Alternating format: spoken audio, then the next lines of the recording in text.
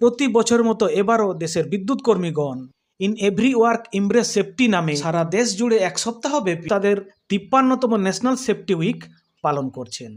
ঠিক এইরকমই এক চিত্র আপনারা দেখতে পাচ্ছেন আমাদের লোকাল বাংলা নিউজ 7-এ।